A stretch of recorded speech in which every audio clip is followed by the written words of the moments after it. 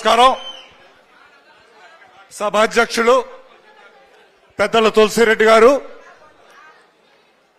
ఆంధ్రప్రదేశ్ కాంగ్రెస్ నూతన అధ్యక్షురాలు శ్రీమతి షర్మిల గారు, వేదికపై ఉన్న పెద్దలు శ్రీ రఘువీరారెడ్డి గారు, శ్రీమతి కమలమ్మ గారు, వేదికపై ఉన్న కాంగ్రెస్ మహామహులకు, సభలో ఉన్న పెద్దలకు, కడప జిల్లా సోదర సోదరీమణులకు, పత్రికా మిత్రులకు అందరికీ కూడా నమస్కారం.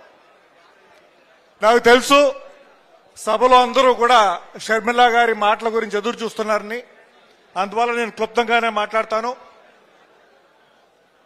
షర్మిల గారు అధ్యక్షురాలు అయిన తర్వాతే నాకు పరిచయం. ఈ 4 రోజులుగా ఆవిడతో రాష్ట్రం ప్రయాణం చేసి ఆవిడ వ్యక్తిత్వానికి అర్థం చేసుకునే అవకాశం నాకు కలిగింది.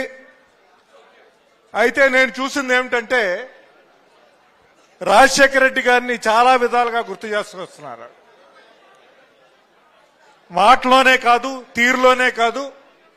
నేను మాట్లాడుతూ ఉంటే రాజశేఖర రెడ్డి గారికి ఎటువంటి కార్యదీక్ష ఉండేదో, రాష్ట్ర ప్రజల మీద, రాష్ట్ర భవిష్యత్తు మీద ఎటువంటి ఆలోచనలు ఉండేయో అదే ఆవిడలో కూడా ప్రతిబింబం నేను చూస్తూ వచ్చాను.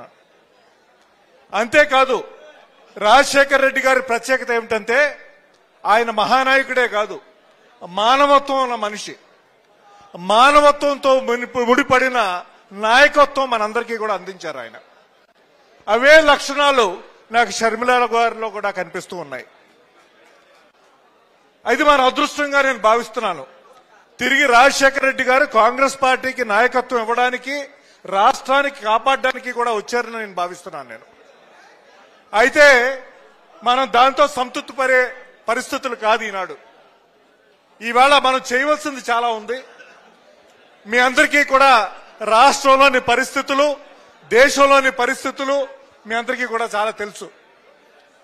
అయితే పరిస్థితులు మెరుగుపరుచుకోవాలంటే మనందరూ కూడా కలిసి కృషి చేయాలి. ముందు చాలా పనులున్నాయి. మనం కలిసి సాధించవలసింది కూడా చాలా ఉన్నాయి. ఈనాడు పరిస్థితుల గురించి మీకు తెలుసు. ఆనాడు 2004 నుంచి 14 వరకు కూడా కాంగ్రెస్ ప్రభుత్వం ఎటువంటి పరిపాలన అందించింది, ఎటువంటి కార్యక్రమాలు చేసింది, రాష్ట్రంలో ఎటువంటి అభివృద్ధి కార్యక్రమాలు చేసాం అందరికీ తెలుసు. దాంతో పాటు వివిధ స్కీమ్స్ తో పాటు ప్రజల బాగు గురించి ఎన్నో చేయించడం జరిగింది. రాజశేఖర రెడ్డి గారు జలయజ్ఞం తలపెట్టారు. రైతుని దృష్టిలో పెట్టుకుని ఎన్నో పథకాలు అందించారు. అటువంటి పరిపాలన తిరిగి రావాల్సిన అవసరం ఈనాడు ఉంది. అందువల్ల మనం కృషి చేయాలి.